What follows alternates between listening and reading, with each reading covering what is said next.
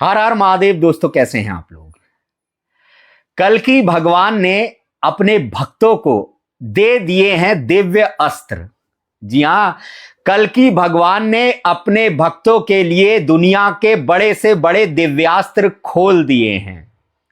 इस महाप्रलय के समय में, वर्ल्ड वॉर 3 के समय में कोई भी ऐसा शस्त्र नहीं जो कल्कि भगवान के भक्त को छू सके, क्योंकि इन सभी को दिव्य अस्त्र दे दिए गए हैं। लेकिन कल्कि भक्तों को यह पता ही नहीं है कि उनको दिव्यास्त्र दिए गए हैं। वो तो बेचारे संसार में डरे डरे घूम रहे हैं, क्योंकि आज तक इन विचारों ने डर डर कर ही दुनिया में समय गुजारा है। लेकिन इन्हें खुद नहीं पता कि ये कितने बलवान बन गए हैं। दोस्तों, आपने देखा होगा कि पुराने समय में राक्षस या फिर कोई भी देवता जो है वो कठिन तपस्या करते थे, उसके बाद इनको दिव्यास्त्र दिए जाते थे। लेकिन कल्कि भक्त जो हैं वो कथा पुराणों के किस्सों को समझने में भूल कर देते हैं। असल में तुमने अभी तक जो तपस्या की है उसी का फल ये दिव्यास्त्र हैं। अब कल्कि भगवान के भक्त सोच रहे होंगे कि हमने अभी तक कौन सी तपस्या करी है। असल में जो तुमने अभी तक सत्य मार्ग को पकड़े रखा, तुम सत्य पर चलते थे, दुनिया तुम्हारा मजाक उड़ाती थी, तुम सत्य पर चलते थे, तुम्हारे साथ अन्याय होता था, यही सब तुम्हारी तपस्या बन गया था। और आज इस तपस्या का फल तुमको दिया जा रहा है। आज के समय में जब हर तरफ हाहाकार है, तब तुम्हें ये दिव्यास्त्र प्रदान किए जा रहे हैं, जिससे कि बड़े से बड़े शस्त्र को काटने की क्षमता तुम्हारे अंदर हो। कल्कि भक्त बेचारा जो है वो सबसे छोटा बनकर अपना जीवन व्यतीत कर रहा था, दुनिया में डरा डरा घूमता था, सबसे तुच्छ बनकर रहता था। लेकिन इसे ये नहीं पता कि एक दिन यही छोटा कद इसको सबसे बड़ा बना देगा। दोस्तों, कबीर कहते हैं, दास कहावत कठिन है, मैं दासन का दास, और अब तो ऐसा होए रहूं पांव तले की घास। कह रहे हैं कबीर कि अपने आप को छोटा कहलवाना, दास कहलवाना बहुत ज्यादा कठिन है, लेकिन मैं दासों का भी दास हूं, और अब तो मैं ऐसा होकर रहना चाहता हूं जैसे हमारे पांव के नीचे जो दूब घास होती है। क्यों? क्योंकि जब तूफान आता है, आंधी आती है, तो बड़े बड़े पेड़ जो हैं वो उखड़ जाते हैं, लेकिन एक जो छोटी सी ग्राउंड में उगने वाली घास होती है उसका कभी विनाश नहीं होता। आज हम उसी तूफान में सवारी कर रहे हैं। आज दुनिया के हालात कुछ ऐसे ही हैं कि बड़े बड़े पेड़ जो हैं ये उखड़ जाएंगे, लेकिन जो छोटी सी घास थी, जो सत्य पर चलने वाले लोग थे, इनका कद अब बढ़ा दिया जाएगा। एक और दोहे से आपको समझाता हूं, ऐसे नन्ही चाल चल जैसे नन्ही दूब, और सभी घास जल जाएगी दूब खूब की खूब। कह रहे ऐसे छोटा बनकर रहो जैसे दूब की घास होती है। जब आंधी तूफान आते हैं तो बड़े बड़े पेड़ जो हैं वो गिर जाते हैं, लेकिन दूब की घास पर कोई फर्क नहीं पड़ता, वो और बढ़ती है। तो अब इन कल्कि भक्तों का ही समय आ गया है। अब जो बड़े बड़े रुतबे वाले लोग हैं, पैसे वाले लोग हैं, ये रोएंगे, चीख पुकार करेंगे, और जो कल्कि भक्तों ने सत्य का रास्ता अपनाया है, कभी भी कितनी परेशानी आ गई, सत्य को नहीं छोड़ा, इन सब का अब समय आने वाला है। अब ये तो मैंने आपको बात में बता दिया, अब इसी चीज को भी मैं दोहे में आपको कन्वर्ट करके बताता हूं। कबीर कहते हैं, कबीर का एक दोहा है, बहुत ही प्यारा दोहा है, जिसे सुनकर आप खुद कहेंगे कि यार वाकई में ये बात तो कुछ अलग ही है। कबीर कहते हैं, एक दिन ऐसा आएगा सबके पड़े बिछोए, और राजा रानी राव रंक सावध क्यों नहीं होए। कि एक दिन ऐसा आएगा सबके पिछोने पड़े होंगे, और राजा रानी राव रंक सब कहेंगे, अरे यार काश हम साधु बन जाते, काश हम सत्य पर चल लेते, काश हम भगवान की भक्ति कर लेते। ऐसे जितने भी मनुष्य हैं, जी घटी प्रीति ना प्रेम रस, इन रसना नहीं राम, और ते नर इस संसार में उपज भे बेकाम। जिस घट के अंदर, जिस शरीर के अंदर प्रीति नहीं है, भगवान के लिए प्रेम नहीं है, ये संसार में केवल ऐसे ही पैदा हो गए हैं, और इनका विनाश भी ऐसे ही हो जाएगा। असल में अब कल्कि भक्तों की जो परीक्षाएं थी वो खत्म हो रही हैं, और अब इन्हें पता चलेगा कि इन्होंने पाया क्या है। अब कल की भक्त या फिर जितने भी सत्य पर चलने वाले लोग हैं वो सोच रहे होंगे कि हम कौन सी तपस्या करें, क्या हम त्रिकाल संध्या करें, क्या हम नाम जाप करें, क्या हम माला जपे तो हम जपेंगे। नहीं, मैंने आपको बताया जो सत्य पर चलेगा, जो सत्य को अपने अंदर धारण करेगा वही शेष बचेगा।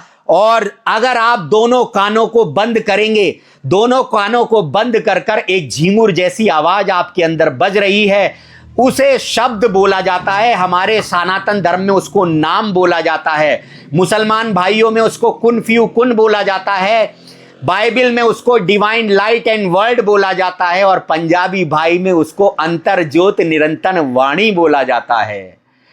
ये शब्द जो सुनेगा और जो सत्य पर चलेगा, ऐसा नहीं कि खाली शब्द को सुनने वाले बच जाएंगे, नहीं, कितने पंथ के लोग इस शब्द को दे रहे हैं, लेकिन शब्द सुनने से कुछ नहीं होगा अगर आपने सत्य को अपने अंदर धारण नहीं किया।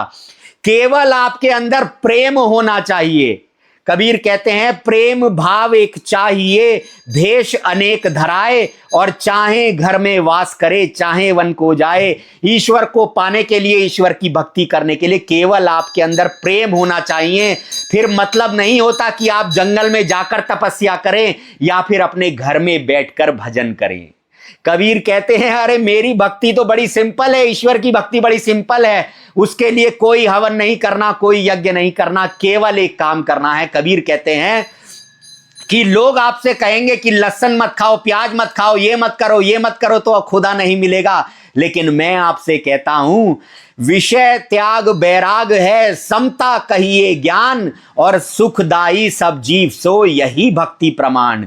कबीर कहते हैं ज्ञान तो ये कहता है कि विषयों को त्याग दो, ये मत खाओ, लहसुन मत खाओ, प्याज मत खाओ, लेकिन मैं तुमसे कहता हूं विषय त्याग बैराग है, समता कहिए ज्ञान, सुखदाई सब जीव सो यही भक्ति प्रमाण।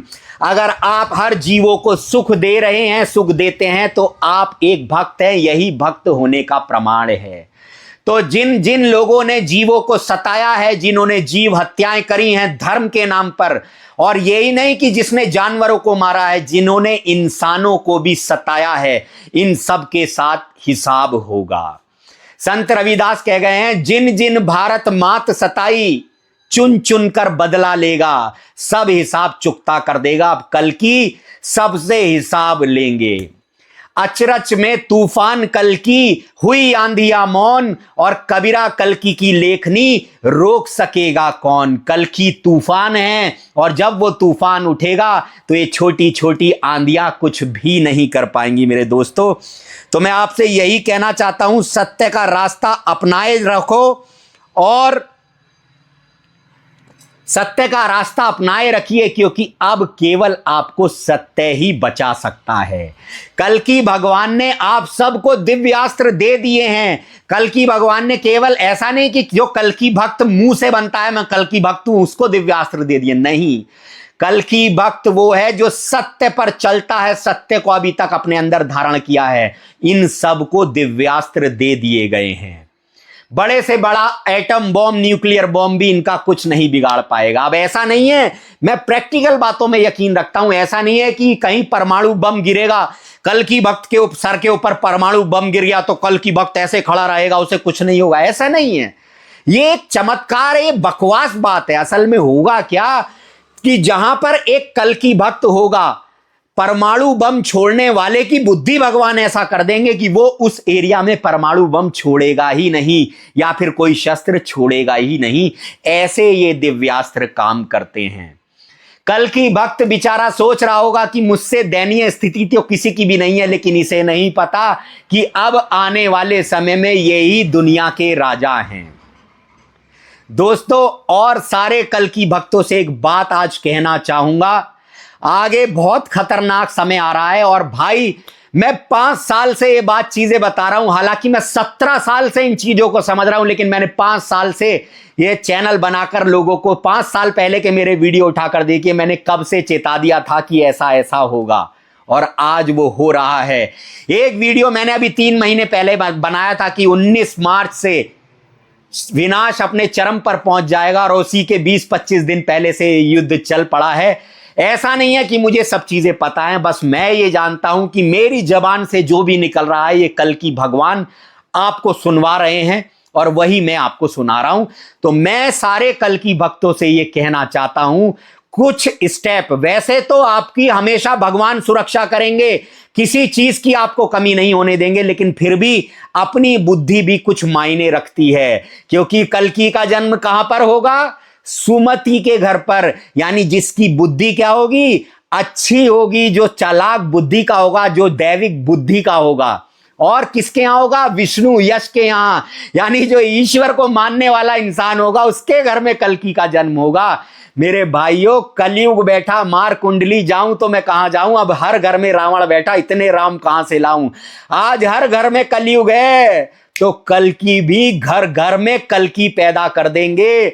जितने भी सत्य पर चलने वाले लोग हैं, इन सब के साथ कल्कि की शक्ति भेज देगा कल्कि अवतार, और इन सब के साथ दिव्यास्त्र चलेंगे। लेकिन कुछ बुद्धि चलाकर हमें कुछ चीजें जाननी होंगी, जैसे कि अब आने वाले समय में जितने भी सत्य पर चलने वाले लोग हैं, हालांकि इनके पास बेचारों के बैंक खातों में पैसा तो होता ही नहीं है, लेकिन फिर भी जो छोटा मोटा पैसा है वो अपने घर में कैश रखिए, क्योंकि जब इमरजेंसी लगती है तो सारा पैसा सरकार का हो जाता है, फिर वो देश का पैसा हो जाता है। युद्ध के चलते किसी को एक छटांग भी नहीं मिलेगा, तो अपने घर में कैश रखिए। और सबसे बड़ी बात, जिसके घर में अनाज होगा वो सबसे ज्यादा अमीर माना जाएगा, ये ध्यान रख लेना। लोग सोना चांदी देंगे एक लोटा अनाज के बदले में, लेकिन किसी को अनाज नहीं मिलेगा। तो जिसके घर में अनाज है वो सबसे बड़ा भाग्यवान माना जाएगा। तो अपने घर में अनाज रखिए, खाने पीने की सामग्री रखिए, पैसा अपनी जेब में रखिए, और बाकी तो सब कल्कि भगवान देख ही लेंगे। तो मेरा कहना है कि इन चीजों का आपको ध्यान रखना ही रखना है, बाकी तो भगवान आपके साथ है। अकाल मृत्यु वो मरे जो काम करे चंडाल का, और काल भी उसका क्या करे जो भक्त हो महाकाल का। तो आपको कुछ चीजों का ध्यान रखना है, जैसे कि बैंक में पैसा हो तो निकाल लीजिए, घर में जितना हो सके राशन रख लीजिए, यही काम आएगा। अब वो समय आने वाला है कि एक गरीब इंसान दुनिया का राजा बनाया जाएगा, और ये जो राजा हैं ये पल पल की मौत मांगेंगे। अब कैसे, वो भी आपको बताता हूं। अभी भारत में सरकार ने इच्छा मृत्यु को मंजूरी दी है। अब इसको भी आप समझिए, जो हमारी दुनिया में होता है वही ईश्वर की दुनिया में होता है। ईश्वर जो करना चाहता है पहले वो हमारी दुनिया में कराता है। इसका मतलब समझिए, सरकार ने इच्छा मृत्यु को मान्यता दे दी है कि आप इच्छा मृत्यु करना चाहते हैं तो आपको दी जाएगी। ये क्यों? क्योंकि अब ऐसा समय आ रहा है, लोग बमों से घायल होंगे, शरीर बिल्कुल उनके लथपथ होंगे, और वो कहेंगे हे भगवान हमें मृत्यु ही दे दे, हमें जीवित तूने क्यों रखा है। ऐसा हाल लोगों का हो जाएगा। इसीलिए प्रतीक में भारत में इच्छा मृत्यु को मंजूरी दी गई है। अब मैं सबसे कहना चाहता हूं मेरे भाइयों कि अब एक गरीब, मान लीजिए अब ये युद्ध छिड़ेंगे, भूकंप आया, तो कौन मरेगा और कौन बचेगा? जो बड़ी बड़ी इमारतों में सो रहे हैं, इनके ऊपर इनकी इमारतें ही गिर जाएंगी। लेकिन गरीब कहां पर सो रहा है? वो छप्पर के नीचे सो रहा है, उसका बाल बाका नहीं होगा। वो गरीब जो बेचारा, जिसको 2 वक्त की रोटी भी नहीं मिलती थी, जो 2 वक्त का खाना भी नहीं खा पा रहा बीमारियों के कारण या फिर किसी भी मजबूरी के कारण, अब वो इस चीज का फायदा उठाएगा, क्योंकि अब राशन की कमी हो जाएगी, खाना मिलेगा नहीं। तो वो गरीब तो जिंदा रह जाएगा, लेकिन जिसको 5 टाइम 3 टाइम खाने की आदत है वो कैसे जिंदा रहेगा? इतनी गर्मी बढ़ जाएगी, वो गरीब जो बेचारा तपती धूप में सो जाता है वो तो सो जाएगा, लेकिन जो एसीओ में रहने की आदत है ये कैसे सो पाएंगे? तभी कबीर कह के गए हैं, एक दिन ऐसा आएगा सबके पड़े बिछोए, और राजा रानी राव रंक सावत क्यों नहीं होए। राजा रानी सारे ऐश्वर्य पाने वाले लोग कहेंगे अरे यार काश हम भगवान की भक्ति कर लेते। और कबीर ने इनको कितना समझाया था, दुर्लभ मानुष जन्म है देह ना बारंबार, तरुवर जो पत्ती झड़े बहुरी ना लागे डार। ये मनुष्य जन्म आपको मिला था कि आप भगवान की भक्ति कर कर 84 लाख योनियों को काट लें, उनसे मुक्ति पा लें, लेकिन इंसान ने इस मनुष्य जन्म, हीरे जैसे जन्म को खो दिया। अब भी आपके पास समय है, अंत समय तक कल्कि समझाएंगे। अब भी आपके पास समय है, बुराई का रास्ता छोड़कर सत्य को धारण कर लीजिए। जिसके अंदर सत्य होगा, जिसके अंदर सत्य की मोहर लगी होगी, जिसके माथे पर ये दुनिया के सारे अस्त्र अपना रास्ता बदल लेंगे उसको देखकर। तो सभी कल की भक्तों से, सभी सत्य पर चलने वालों से अनुरोध है, टूटे नहीं, अब तुम्हारा समय आ रहा है। सतयुग को क्या कहते हैं इंग्लिश में? Golden age. खाना भी सोने के बर्तनों में खाओगे, पानी भी सोने के बर्तनों में पियोगे। इतना सोना होगा कि कल की देते जाएंगे, लेने वाला थक जाएगा। जब दुनिया में लोग ही इतने थोड़े से होंगे तो दुनिया का सारे खजाने किसके होंगे? ये कल की भक्तों के ही होंगे। कल की को तो कोई चाह ही नहीं है। कल की तो ऐसा है जैसे कबीरा सीप समुद्र की, खारा जल नहीं ले और पानी पीवे स्वात का शोभा सागर दे। यानी कल की ऐसे हैं जैसे समुद्र में सीप होती है। सीप कभी भी समुद्र का जल नहीं पीती, वो स्वाति नक्षत्र में एक बूंद गिरती है उसका पानी पीती है, लेकिन शोभा किसकी बढ़ा रही है? सागर की, समुद्र की। तो ऐसे ही कल की होंगे। और कल की को कोई सीधा विदा समझने की भूल मत करना। कल की ऐसे बनकर आएंगे इस कलयुग में, वो कलयुग जैसे ही बनकर आएंगे, ऐसे ब्लफ मास्टर बनकर आएंगे कि लोग उन्हें पहचान भी नहीं पाएंगे। और एक बात, जितने भी आज युवा जनरेशन के बच्चे हैं जिन्हें नशेड़ी बता दिया जाता है, जिन्हें नाकारा बता दिया जाता है, कल की सबसे पहले इनको अपना ज्ञान देंगे। वो गाना नहीं सुना आपने? तूने दिया बल निर्बल को और अज्ञानी को ज्ञान दिया। ये सारे बुद्धिमानों से अपना ज्ञान छुपा कर रखेंगे और जितने भी लोग अज्ञानी कहे जाते हैं आजकल की जनरेशन के बच्चे, इन सब को कल की अपना ज्ञान देंगे।